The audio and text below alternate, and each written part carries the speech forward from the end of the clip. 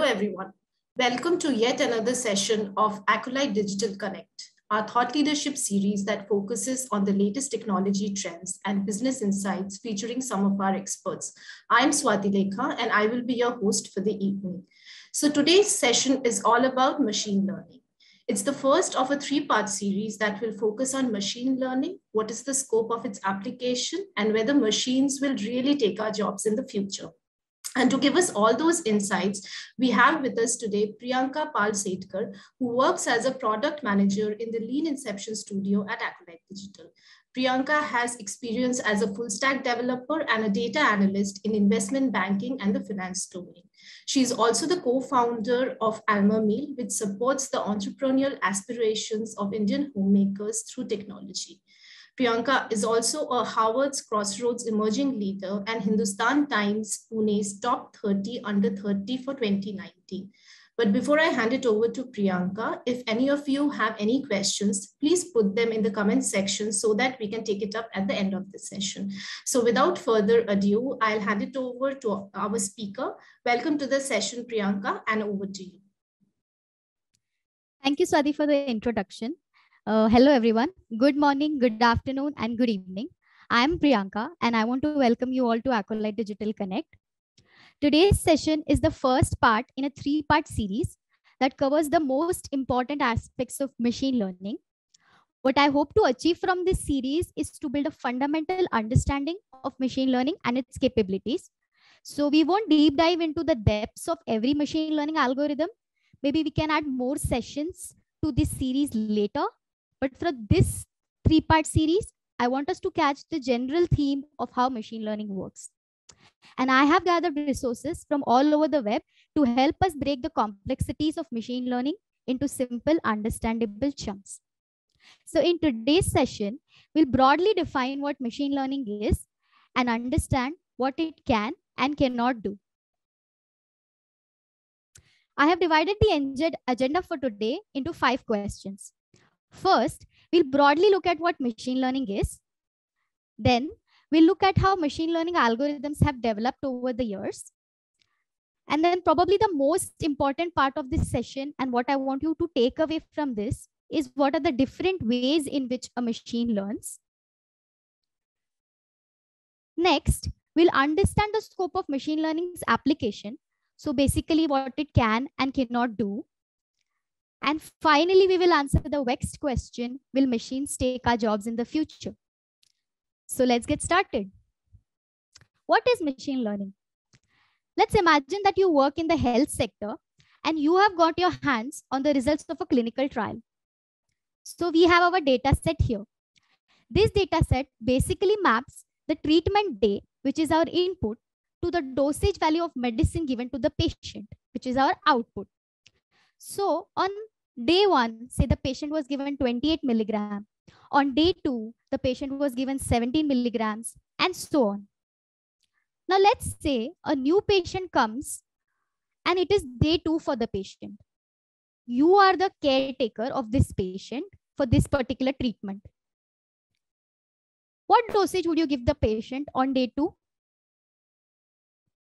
If you answered 17 milligrams, you're correct. And if I ask you on day 4, yes, 41 milligrams. But if I ask you what the dosage would be on day 61, now we are in a pickle because we don't have data for day 61. So what will we normally do in such a situation? Yes, we would try to find patterns in our existing data and hope that it generalizes for any future day, correct?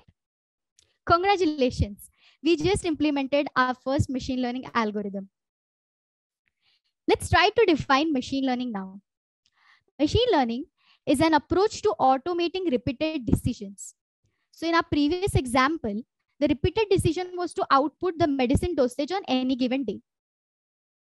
That involves algorithmically finding patterns in data. Since we had data only for day 1 to 60, we had to rely on finding patterns in our data and using these to make recipes that deal correctly with brand new data. And that's what we did when we had to find the dosage for new data, that is day 61. Let's summarize this using cooking as an analogy. So if we strip down our definition to its basic structure, we essentially have 4 parts. First is the data about the problem we are trying to solve, which is similar to the ingredients we use in cooking. Second are our machine learning algorithms, which are like the appliances we use for cooking, like an oven. Third are our machine learning models, which is the recipe for making the dish using the ingredients we already have. And fourth are our predictions, which is our final dish ready to eat. But before we go any further, I also want to address an important point here. When I began my journey with machine learning, I was initially very scared of it. I had an impression that I had to know linear algebra, advanced calculus, and statistics to even start working with machine learning. But that's not the case, because there are 2 ways in which machine learning can be approached. First is machine learning research, which requires us to know all these mathematical concepts in depth. And second is applied machine learning, which is basically using all the resources that are already available for us and applying them to make better decisions. And what I mean by that is, if we want to bake a cake, we don't have to build the oven from scratch. Somebody has already done that for us. We just need to learn to make the recipe. Building an oven comes in the preview of machine learning research. And using the oven to bake a cake is applied machine learning.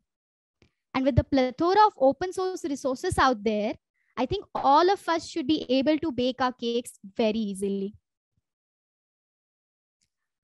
We keep hearing the terms artificial intelligence, machine learning, deep learning being used interchangeably everywhere. So do they actually have the same meaning is my question to you. Of course not. I wouldn't have posed the question to you otherwise. There is a clear hierarchy to these concepts. Artificial intelligence or general AI is the broader field where we build fabulous machines that can sense and reason like us humans. A superb example for general AI would be the Terminator. The Terminator can basically do almost everything we humans can and even more. However, machines like Terminator still exist only in science fiction movies and they have not become a reality, at least not yet. What we have been able to achieve so far is narrow AI. And that's what machine learning and deep learning is. And by narrow, what I mean is that these technologies are able to perform specific tasks that we train it for, sometimes even better than us based on the data that they are exposed to. An example of this would be identifying a cat from a dog. That's a specific task, right? Now, deep learning is a special subset of machine learning in which the algorithm is a neural network. Now, you'll ask me, what is a neural network? So, a neural network is loosely based on the principle of how our brain works. So, how the neurons function in our brains. It's not exactly the same because our brain is actually really complex, but that's what we are trying to assimilate here in a sense. So we'll look at neural networks in the next part of this series. I'll tell you about that at the end. And the application of deep learning would be self-driving cars. So please don't get baffled by all the jargons here. We're all going to cover them one by one. And the hierarchy is the key takeaway for us from this. Super. We have answered the first question. Now let's move to our second question. How machine learning algorithms have developed over the years. Like every great phenomenon, machine learning too has a vast history. In 1940s, the first manually operated computer system was created. The idea was to build a machine that was able to emulate human thinking and learning. The term machine learning was coined in 1959 by Arthur Samuel, who was an American IBMer, which was synonymous to the term self-teaching computers that was being used in that time period. And as we move further in the timeline, we can see a lot of research being done in different machine learning algorithms like perceptron and backpropagation. Now, here's a fact for you. Backpropagation is probably one of the most popular and widely used machine learning algorithms you'll come across. And if we look at this timeline, the concept was defined in the famous 1986 paper by Rumelhart, Hinton, and Williams. So the core machine learning concepts have actually been in place since the late 80s. Then why is machine learning becoming popular now? What changed in the last 10 years? That's because we now have massive labeled data sets, which were previously difficult to collect and even store. And second reason is we now have massive GPU computing power. Our supercomputers can handle the training of machine learning models using the massive amounts of data that we have. And these two factors have primarily contributed the most to the boom of machine learning in the last 10 years. Wow, we are already heading towards the most important question of this session. Now, my goal here is to help you understand what are the different ways in which a machine learns. What? We will focus on the how they learn part of it in the second session. So what are the different ways? Let's take an example. Say we have to train our machine to identify different kinds of fruits. So in the first way of training, we show our machine two images and tell the machine that the first image is an apple and the second image is a banana. A machine learns what is an apple and what is a banana, say on the basis of its color and shape. So the next time when we show it another image of an apple, it has already learned that the apple is red and it is round in shape by looking at our input images. And it will identify that the new image is an apple. This is how supervised learning works. In this type of learning, we supervise what a machine learns by giving it labeled pairs of input and expected output. A machine then trains on the given data and learns to map the given input X to the labeled output Y and uses it to predict that the new image is an apple. A real-world application of this is Gmail's spam detection system, wherein Google has already trained a machine learning model by showing it millions of spam emails. And whenever a new email pops up in your Gmail inbox, the algorithm runs and it can identify whether this email is a spam or not. In the second way of training, we do not provide a machine with labeled data. Instead, we just give it a mixed set of images of different fruits and train our model. Again, say on the basis of color and shape, a machine will be able to categorize different fruits and say that this is category 1, this is category 2, this is category 3. But it won't be able to tell us that category 1 is an apple, category 2 is a banana, because we didn't provide the machine with that label data. But it was still able to find patterns and segregate the data into different kinds of fruits. This is known as unsupervised learning. In unsupervised learning, our algorithm's goal is to find different patterns in our underlying data. And an application of unsupervised learning is the personalized content recommendation of YouTube and Netflix. So these recommendation systems are based on all the data that YouTube and Netflix collects from us based on the videos we watch. So if I watch a lot of science fiction movies, then the algorithm is most likely to recommend Star Trek to me. And finally, the third kind of training. It basically works like a reward penalty system. Say, you show the machine the image of an apple, but do not tell it that this is an apple. You just show it and ask it whether this is an apple or not. If the machine identifies correctly, you give the machine a reward point for it. If it fails to identify, you take a point away from it. So the goal of our algorithm is to maximize the rewards and minimize the penalties. That's to identify an apple from a banana. This type of learning is called as reinforcement learning. And an application of this would be a chess playing bot, which learns to correct its move and learn from it on every step of the game. Now, given this background, let's take a step back. Doesn't this seem very familiar to you? If you look at these three examples, you will notice that this is essentially how we humans learn, don't we? When we teach a child to identify different variety of fruits, we could employ any of the three methods to teach them. We can supervise them into learning that this is an apple, this image is a banana. Usually we call this learning by heart. Or we can show them different images of fruits and ask them to categorize them. And once they do that, then tell them this is an apple and this is a banana. Or the third way would be we can teach them by giving them an incentive of a chocolate on each right answer. So machine learning is not that unfamiliar if you think about it. There is one basic difference, however, in how the machines learn and how we do. If anyone has to master chess, say, then they would probably have to play thousands of games before they could even call themselves an expert. A machine can continuously play as many games as it can until it becomes an expert. We humans, we get tired very easily, and that is our limitation.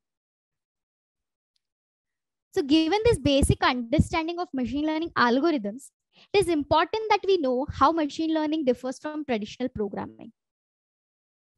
In the traditional programming paradigm, the programmer writes the code, which is a set of instructions, to get an output y given an input x. Here, our computer takes the program, applies the input to it, and gives us an output based on the logic defined by us.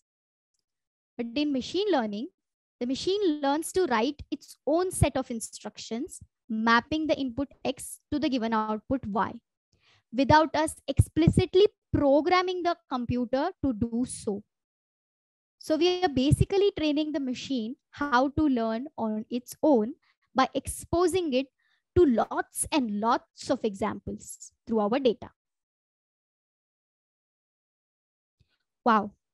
In the last 15 minutes, we have learned so much about machine learning. And now we are moving towards the more practical questions. We know what machine learning is and the different types of machine learning algorithms. So how do we start implementing machine learning? In today's world, companies treat machine learning as a silver bullet that can solve all of their problems. But that's not the reality. Machine learning is not magic. It cannot solve everything. So what can it do? And most importantly, what it cannot do? What is beyond the scope of its application? From the examples we've seen so far, we can understand that machine learning works well when we have a lot of training data available. The bigger the training data we have, the more accurate the learning. Second, machine learning works well when we have clearly defined goals and metrics. Even if we cannot necessarily define the best process for achieving those goals, but clearly defining a goal is when machine learning works well. Third, machine learning does well when the concept is simple to learn.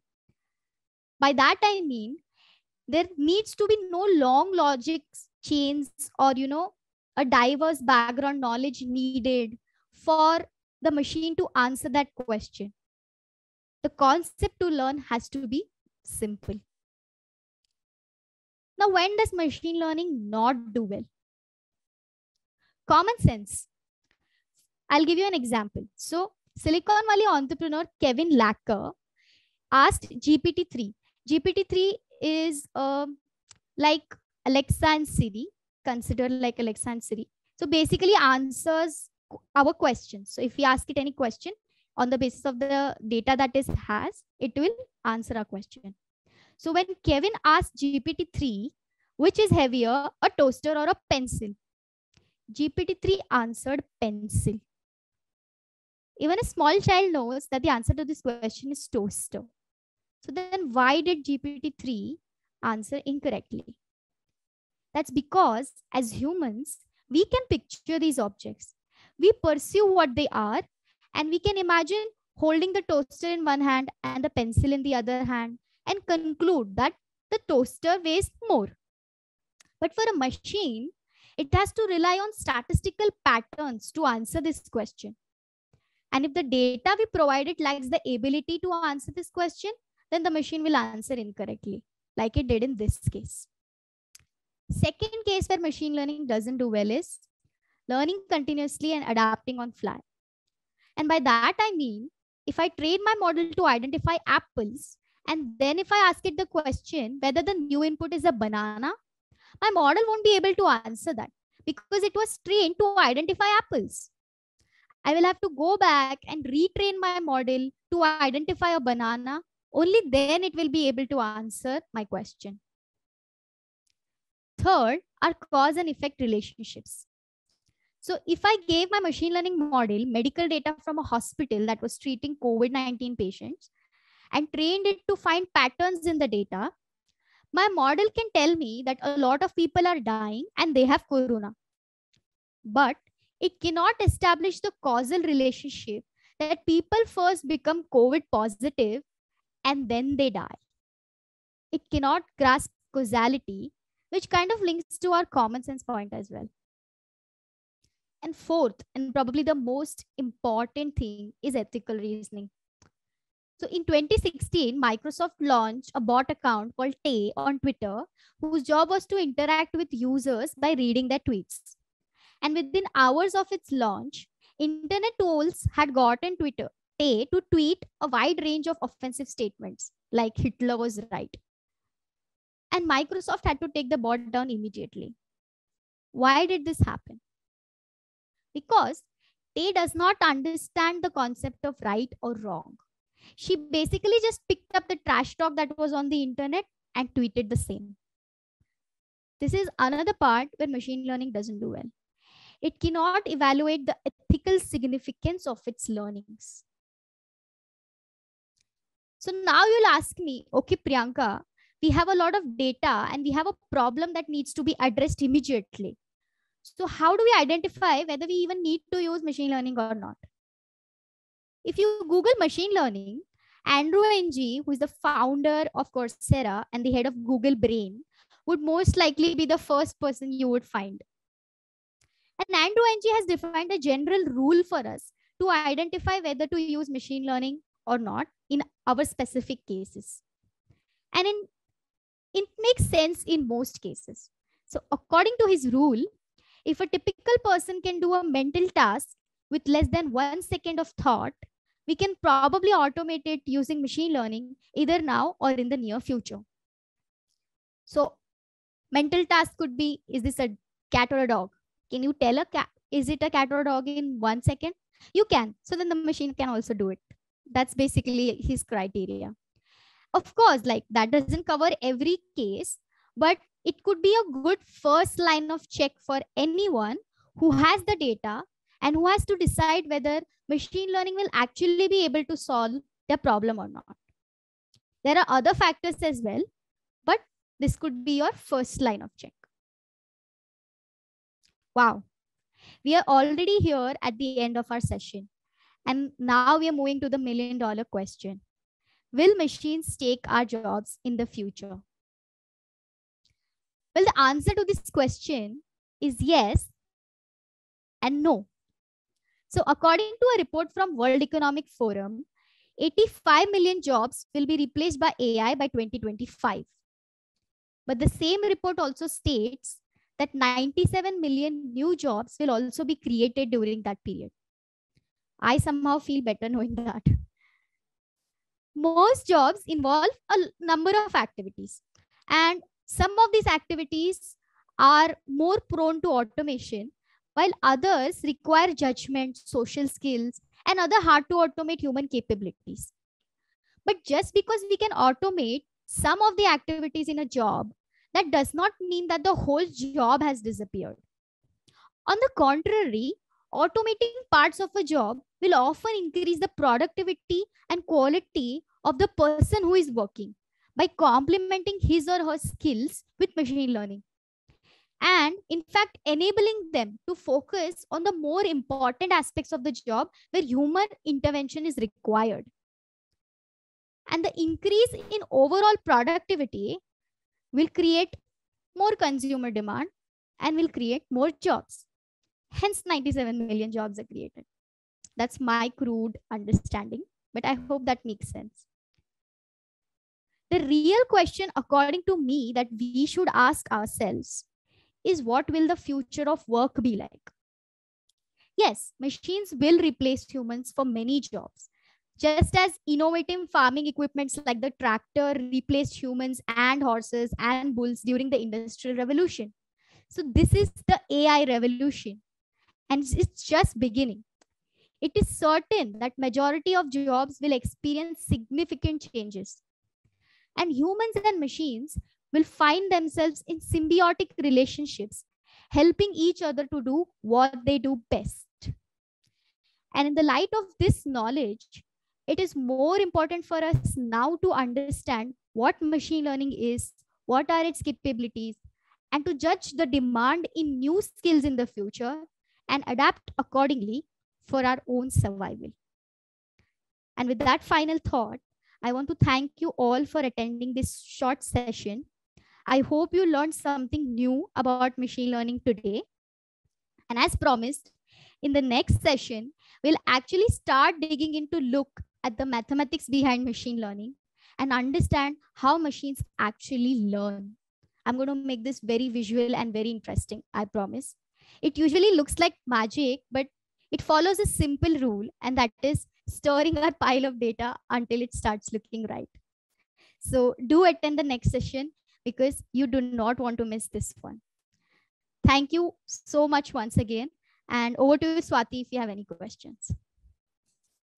Yeah, thanks. Thanks, Priyanka. Thanks for such an insightful session and explaining a complex topic like machine learning, in such simple terms. And of course, we can't really wait for the next session. Looks very interesting indeed. But we do have a couple of questions which have come in. So, if we talk about the machine learning from a business perspective, so what would you say are the benefits of introducing machine learning to provide solutions for business problems? I mean, why wouldn't we go the traditional way? So I think this is because data is the new oil, as they call it, and the question is not just about using machine learning to help us solve our existing problems, but it's also about helping us to decide the future course of action for the company. Like sometimes it might happen that you are training your data for, say, segmentation of your customers, and your model will not only help you with that, but it can also find a pattern that the customers are behaving in a certain way. So like you might come to know that in cities like Pune or Mumbai, people are ordering less from you. That was not your intention, but that's something that emerged. And that's what is unique to machine learning. And that's not what the traditional programming and paradigm can do.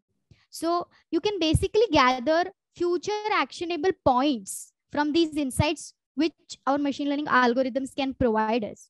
And given the pace of the development in hardware with all our new GPUs, the amounts of data that we are collecting left, right, and center, we would be fools not to leverage that data, to understand more about our business and the needs about our customers and get insights about the future. So I think that's why you should introduce machine learning in any way you can. Yeah, absolutely. Makes complete sense. And, when it comes to machine learning, the second question is that how should we think about when it is about building something in-house and when to outsource? So I would say we should build in-house when the feature we are trying to build is our competitive advantage. So this is the feature that is distinguishing me from my competition. So I know better about what I would want to achieve, right? Because nobody else knows about this. This is my unique way of thinking. And in a way, we are not giving our differentiating factor away also. So, and this is all provided that we have the data for, training the model for that particular problem. And if we have another situation where we are, automating some menial tasks to, increase efficiency, then that is something that we can probably outsource to another firm, because it won't be adding like a significant business value as such, even if we keep it in house. And also, I think team is also a very important factor with respect to machine learning, because like we said, right, data is there, but data is not going to turn into valuable information unless somebody has the insight of what we have to actually go and find. And that is what something a human can only do. So you would definitely need people who would work on these models to transform your data. So if you have the team, if you have the data, and if that is your competitive advantage, then build in house. If it's something that you're automating just to increase in if your efficiency, then you can probably outsource, is what my suggestion would be.